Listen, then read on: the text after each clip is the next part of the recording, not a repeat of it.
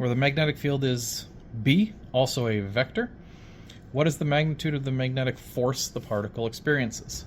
Okay, so similar to question 1, we're going to have Q is V cross B, and these were given in the vector form, so we're going to have to do a cross product. So do your cross product however you would like.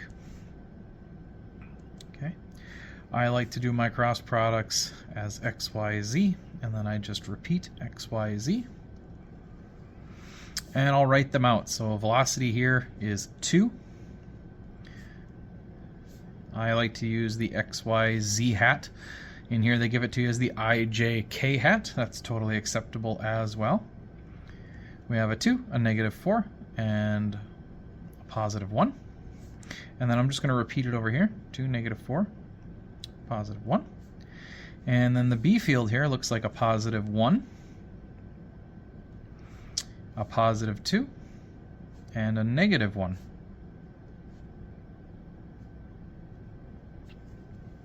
Okay, not sure why I gave that one a positive. Just thought it was special. And then I start the cross product. So if we're looking at the x's and I come across, I have a -4 times a -1. Okay, so that will give me a +4 in the x direction. If I have a y, that's a 1 times a 1, so we'll just get a 1 in the y direction. And if I come across z, I get a 2 times a 2, gives me a 4 in the z. Now as I go back, I have to start down here and come up. I'm going to get a 1 times a -4 in the z direction, so that's a -4 in the z direction. This one I have a +2 times 1. This will give me it in the x direction, so that gives me a 2x. And finally a -1 and a 2 in the y direction, so -1 times 2 gives me a -2 in the y direction. So here's my cross product. Okay, my cross product. So now we just add these up to see what we get here in total. So I have a 4x minus 2x, so I'm going to be left over with a 2x. So this is V cross B here.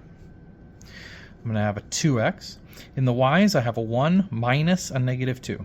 Minus a -2 is going to be like it's adding, so we're going to have a +3y. And we'll have a 4 minus a -4. So again, we're going to look like it's adding, and that'll give us an 8z. Okay. Now this is just the V cross B component. To find force, I also need to multiply this by Q. Okay. The answer to this question, though, is it also wants to know what the magnitude of it is. So we can't leave it in vector form. We need to figure out what the magnitude of that is. And for that, we'll just use Pythagorean theorem. So the magnitude of V cross B would just be its components squared. So 2 squared plus 3 squared plus 8 squared. Okay, under the square root. And if we do that, we'll have 2 squared plus 3 squared plus 8 squared. This gives us 8.775. All right, so that's the magnitude of V cross B. If we take our FB here, multiply it by our Q, which is 1.6 times 10 to the -19, times the magnitude of the V cross B, that's 8.775, we get, making sure everything is right, we get 1.4 times 10 to the -18. It's a force